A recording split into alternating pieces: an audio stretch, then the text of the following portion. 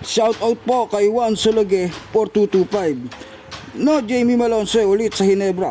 Opening quarter, Blackwater versus Ginebra. Para kang nanonood ng Alaska versus Converge. Unang mga minuto, kita na hindi epektibo ang big man ng Ginebra versus Blackwater dahil sadyang malalaki din ang frontline ng Blackwater. Tanging si RK Ilagan lang ang player sa loob na wala pang 6-footer. Mainit ang simula ng Blackwater sa pamumuno ni RK Ilagan na may total of 9 points na sa first quarter at may 7 out of 13 attempts ang Blackwater sa threes na pinagtulong-tulungan ng mga dating teammates ni Hamisi sa Converge na sila RK Ilagan, Mike De Gregorio at Tyrus Hill.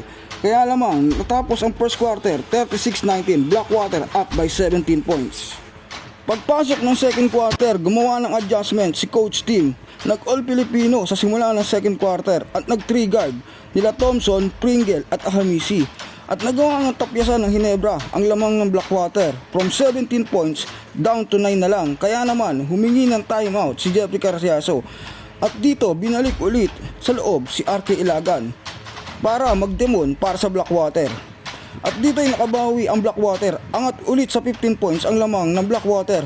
Buong second quarter ay kontrolado ng Blackwater at hindi maibaba ng Ginebra sa 9 points ang lamang ng Blackwater.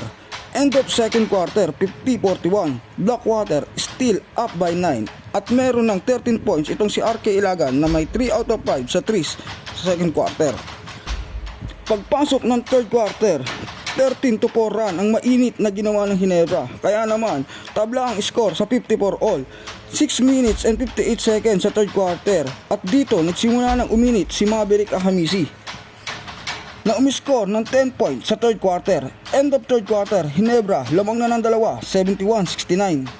Sa fourth quarter, inside game ang atake ng Ginebra sa pangunguna ni Tony Bishop. Kaya naman, angat sa 8 ang lamang ng Ginebra, 79-71.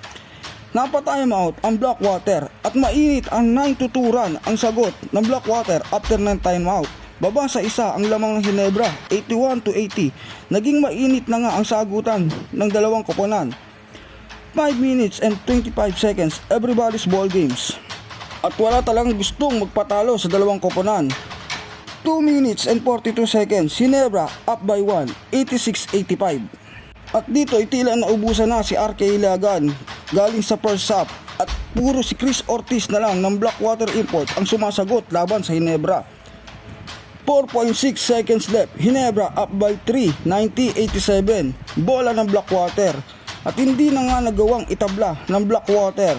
Kaya nasa huli nanalo ang Ginebra come from behind 90-87 sa final score.